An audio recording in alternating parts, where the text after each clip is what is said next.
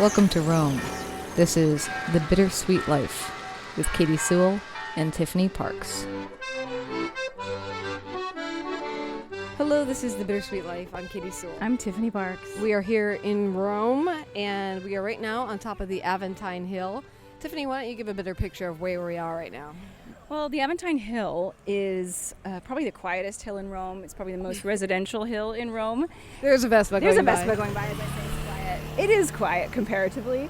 It's basically, if you want to visualize it, if you've ever been to Rome and you've been to the Colosseum and gone into the Forum and up the Capitoline Hill, the Aventine Hill is on the opposite side of the Circus Maximus from the Palatine Hill. So the Palatine Hill was Romulus's hill, the one that he picked to found his city on, and his brother Remus went to the Aventine Hill to try to found his version of the city, and we know how that ended. But so Do we remind us? Well, they had a fight about who got to build the new city because they both wanted to be the only one, and Romulus acts like it he gets to do it, and so.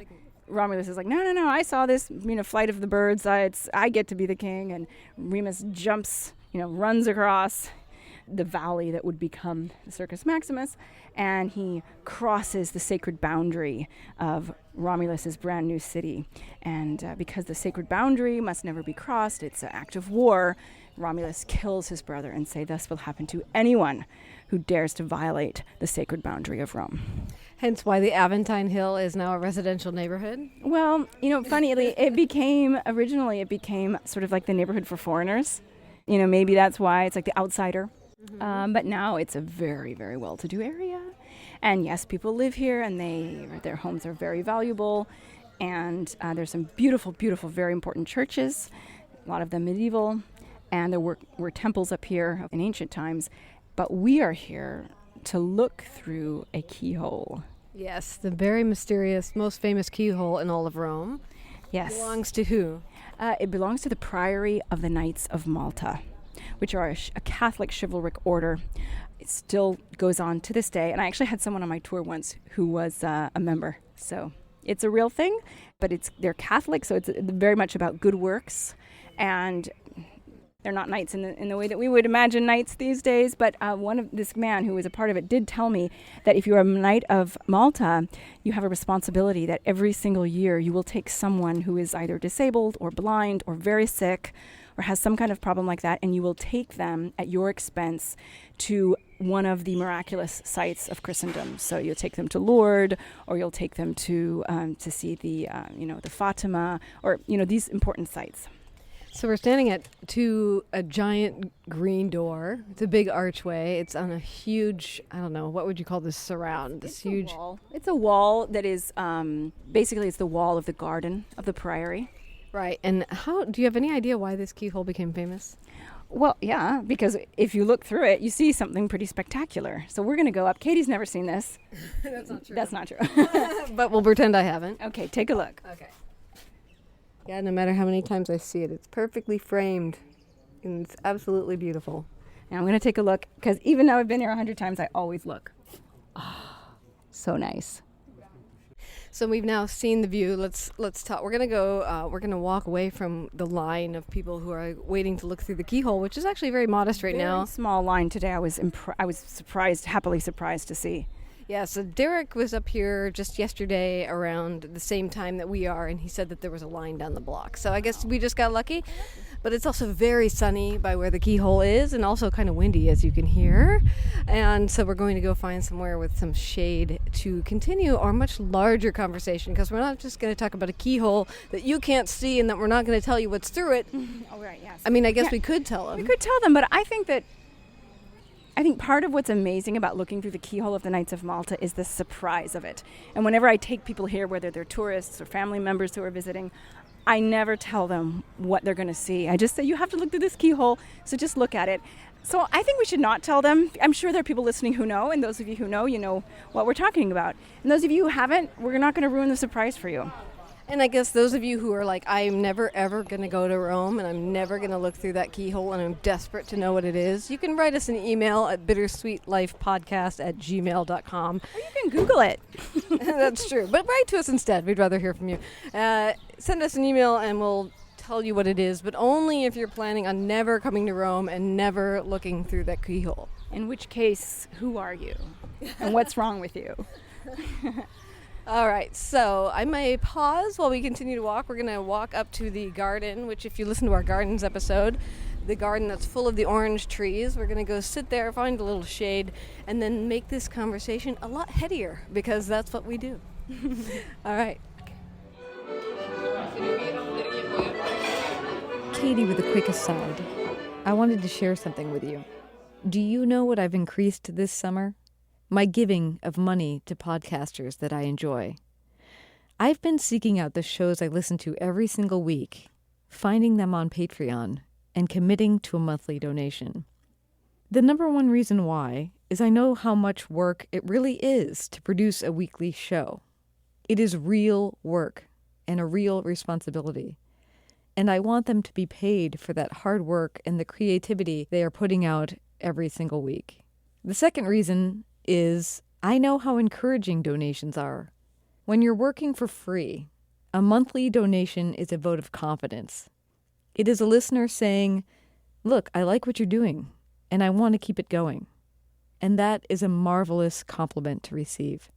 And the third reason is selfish, I suppose. I don't want my favorite shows to go away. I measure my days by them. On Tuesday, I listen to this one. On Friday, I listen to that one.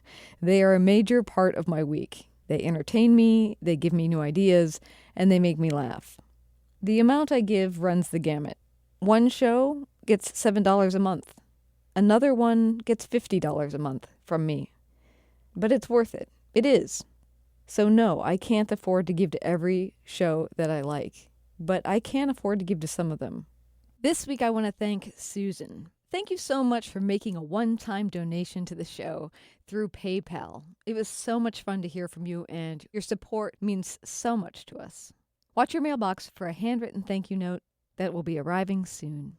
If you value this show, there are links to donate in the show notes, or find them at thebittersweetlife.net.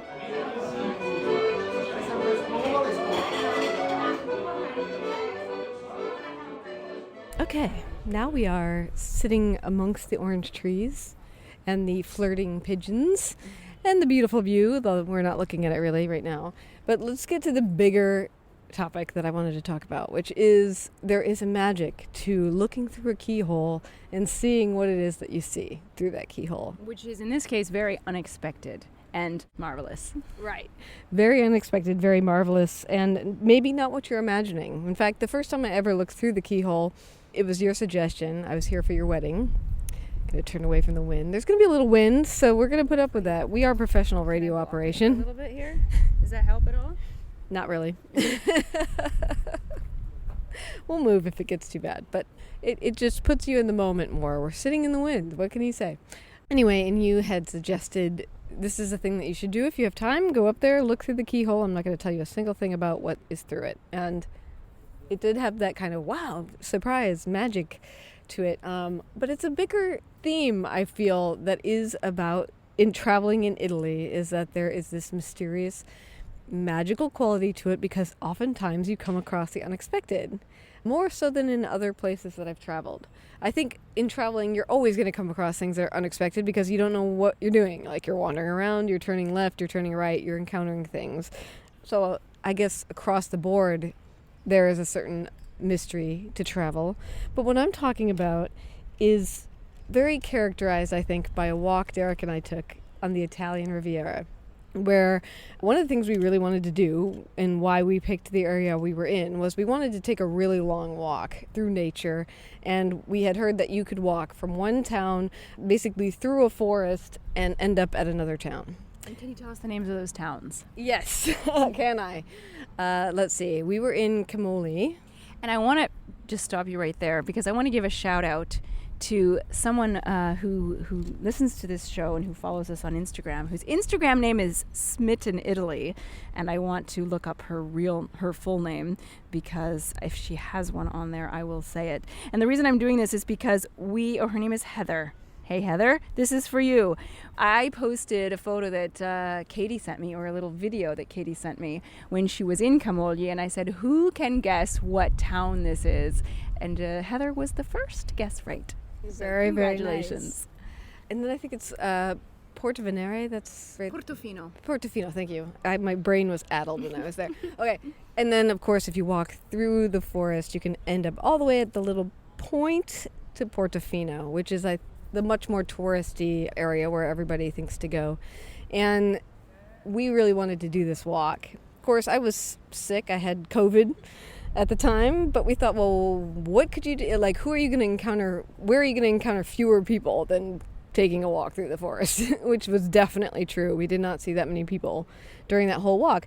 But anyway, the walk begins with us leaving town, and we just are following these stairs up and up and up and up and up the hillside. And there are little houses here and there occasionally, but mostly it's just you kind of in the trench between two walls. And you know you're going in the right direction because every path had a symbol. Like you're either following a circle, you're following two circles, you're following a square, depending on what route you want to take.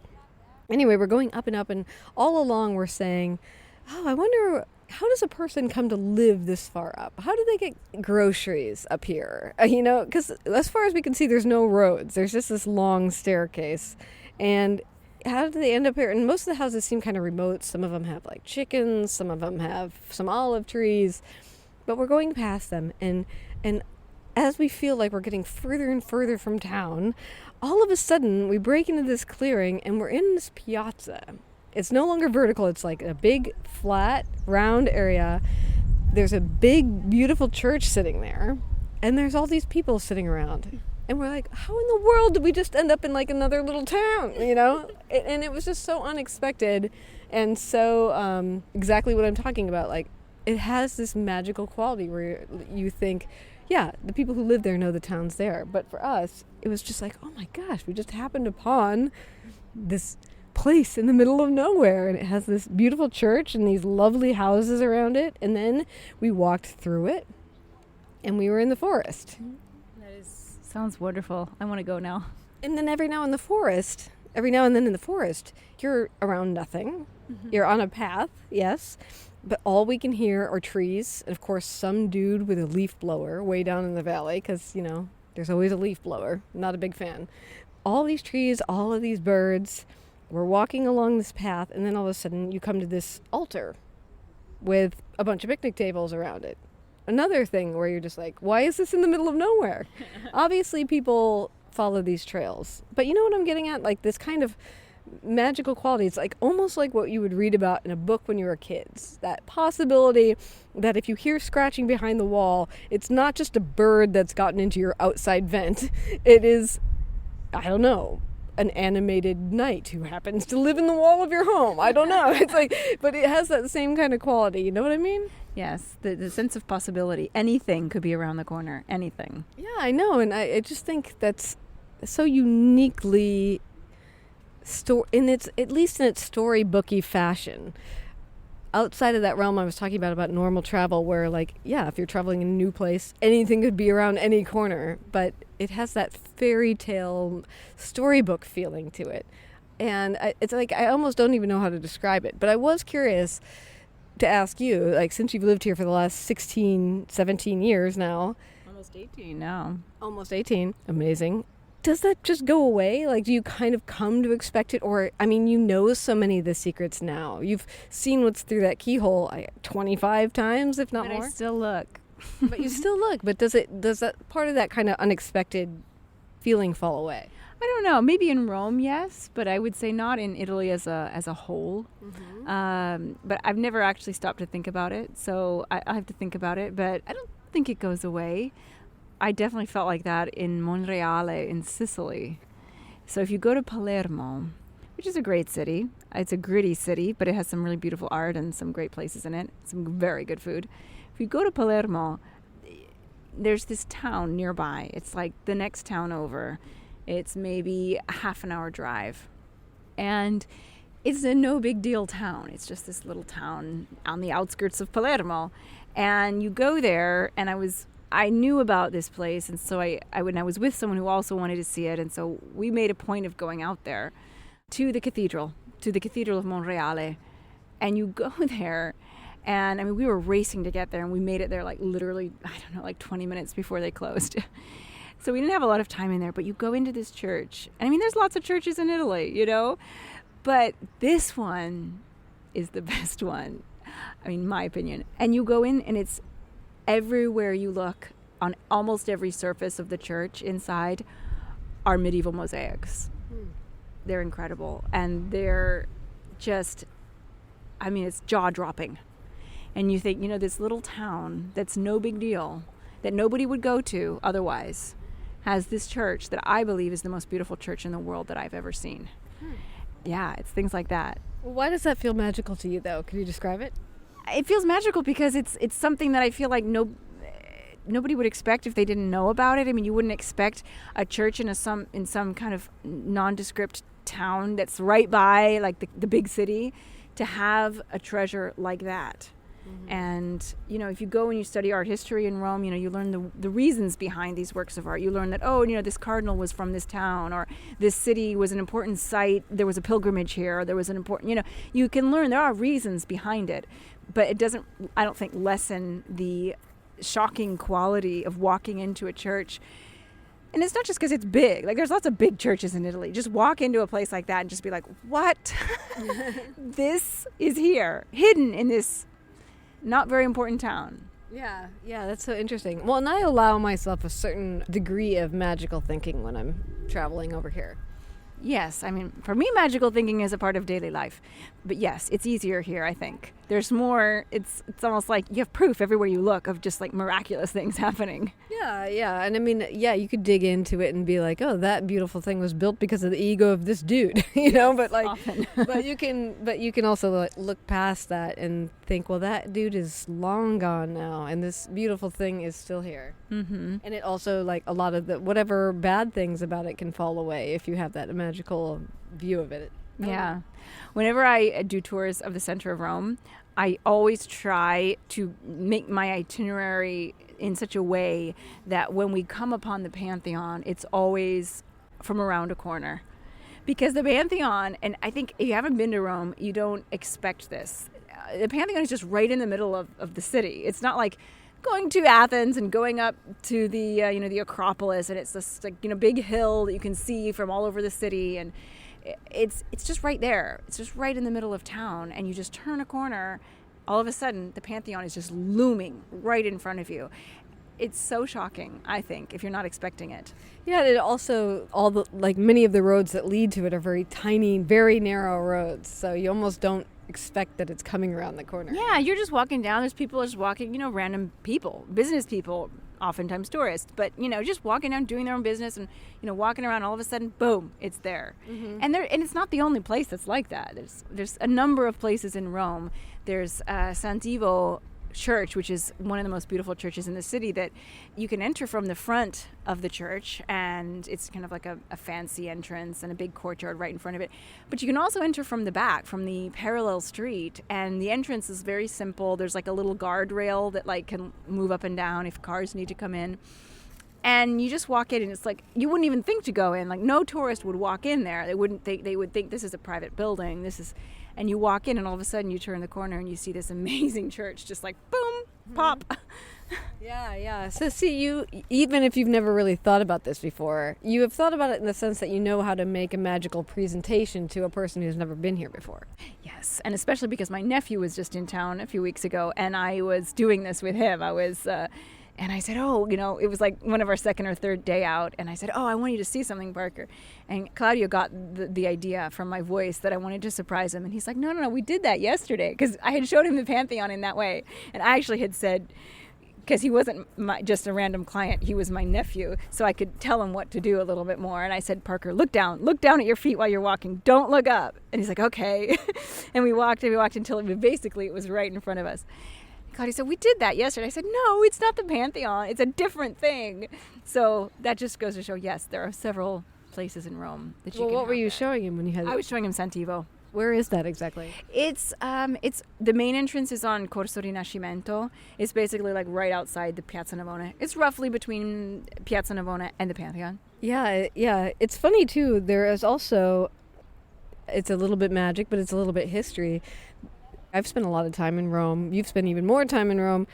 Even in these places, like you've gone a bunch of times, you might think you know that place, but maybe you don't. There might be like another layer. Like for instance, I just went to Santa Cecilia on a day when you and I couldn't see each other, and you had talked on a mini episode about getting access into the choir loft and seeing these ancient, I don't know, how do you describe Well, it? they're medieval. It's a medieval fresco. Yeah, it's a medieval fresco. I think it's 12th century. Yeah, end of the 13th century. It's 1293. Okay, yeah. And you had talked about that on a mini episode, I believe, and we were there looking at the church, and I said, oh yeah, like in the recesses of my memory, Tiffany says I need to get into the choir loft. And so I rang the doorbell to the left of the entrance of the church, like you told me, and went in and looked at this fresco. And of course, from the choir loft, you can also look down on the other tourists that are walking around the church. And then after that, we noticed like another nun sitting in another spot, and we asked her, about what she was guarding, I guess, and it was access to the basement, and the basement is an old manor house, even older, like way older. Yeah. I think it's Saint Cecilia's actual home, her domus. Oh, I didn't read that, but I don't know. It was an ancient manor home. Okay. But like with certain things intact, like some mosaic floors, these silos where they used to store food, all down there. And I have been in this church so many times, and did I know I could go to the choir loft or into the basement below it and see like an ancient manor house at the same time? No, I had no idea. That's also another thing too, is like when you're in a spot, if you have the time, like just keep looking. There might be something else in this very room. Absolutely. That's why you want to hire a tour guide. So DM us. Yeah, if you're coming to Rome, Tiffany is your person. Yeah, and I also was thinking about how that mystery, at least in your book, Midnight in the Piazza, and in some of the research I'm doing for a couple novels that I've been working on, your book actually has a lot of that magic in it. That same kind of quality of pushing the wall in and finding that there's a little knight living in your wall. That doesn't happen, but it has that same magical quality of that you can discover these mysteries that are like right under your nose. And I guess when thinking about this topic, I was thinking whether or not Tiffany knows she's feeling this, she must know she's feeling it, like inside somehow. I must, now that you say it in those words. Yeah. The idea that there could be a whole ancient piece of a building right underneath my own apartment. Who knows? Yeah, right now we could have, I don't know, like the bones of Nero right below our bench. Yeah. You never know. I mean, that's Rome for you. That's at least something I've been thinking about. I agree. I think it's true. I mean, it's very true. So if there's an equivalent of that wherever you are living, because I'm going to look for the equivalent of this when I get back to Seattle, because I like this feeling and I like this idea of digging deeper and looking deeper and trying to surprise yourself in a place that you've been a bunch of times. Can I tell you something really quick? Sure. When I was probably 8, I would guess around that age, I went on a tour of underground Seattle. Mm-hmm. Okay, now I live in an ancient city now. I go and visit ruins that are 2,000 years old, maybe more. But when I was a little kid in the 1980s, and I went down underneath Seattle in this very modern city, and I saw the ruins of early 20th century Seattle, I was absolutely fascinated. It was the coolest thing that I had ever done, and it was the coolest thing that I did for a long time. And I remember it so well. It like stayed with me, and I just remember the guide saying, look at this, so the date is carved into this windowsill, and it was like 1917, and I was like, 1917, how is anybody even alive then? Like, it's so long ago, and this was only in the 80s. This reminds me of, I have an old telephone, like the kind of phones that they used to hold in one hand with they'd have the receiver in one hand and the horn, like the horn to your ear. I don't know how to describe what those are called, but the kind of phone that our grandparents would have had when they were young people, when the phone was newer. Mm-hmm. I have an old one of those that after my grandfather died, he had actually just bought it because he wanted to turn it into a lamp. But my grandmother was getting rid of it, and I took it home, and it sits in my living room. And my nephew came over, who is probably around the age you went to Underground Seattle, and he said, "Ooh, look at this phone." At least he knew. Maybe he even asked me what it was. But once I told him it was a phone, he said, "Is this the kind of phone you had when you were a little girl?" Oh, God. And I was Ouch. like, "No." And he's like, "How does it even work?" Yeah, he's really into technical things. But I thought that was so funny because it's like, you're old. Was this the kind of phone you had? I know. And you probably were like in your early 30s when he was 8. No, this was like last year. But yeah. Well, kids don't have a very good idea of time. I think Aurelio once asked me if I was alive when the dinosaurs were alive, Katie. So there you go. And you were like, "Yes, I was." And let me tell you, I had a pet brontosaurus. It was really hard to park. Yeah. Well, anyway, if there's an equivalent of this wherever you are, this idea or in some kind of your thought, I know a lot of you are artists. I'd love to hear your take on this. You can always send us an email, bittersweetlifepodcast@gmail.com, or send us a note. Yes, we're also on Instagram, Facebook, and Twitter. Just search for the Bittersweet Life podcast and follow us if you're not following us already, please. Yes, we're taking pictures of all these locations in Rome, so if you're really curious about what the orange grove looks like that we're currently sitting in, join us. And until next time, this is The Bittersweet Life. I'm Katie Sewell. I'm Tiffany Parks. Join us again. Bye. The Bittersweet Life is produced and edited by me, Katie Sewell. My co-host is Tiffany Parks. If Rome is in your travel plans, be sure to arrange a historical tour with Tiffany. To set it up, send us a note through the Contact Us page at thebittersweetlife.net. Also, you could sponsor this show and reach thousands of engaged thinkers and travel lovers all over the world. Send us a note at thebittersweetlife.net to get the conversation started. Our logo is designed by Jody Rick at the Lost Laboratory, web help from Drew Atkins. And this show continues when listeners support it. Tell a friend to subscribe. Write us a review. And like you would with any other art you appreciate, tip your podcaster. Don't steal the tea. Find ways to toss a donation in the hat at thebittersweetlife.net. Thank you. And thanks for spending the summer in Rome with us.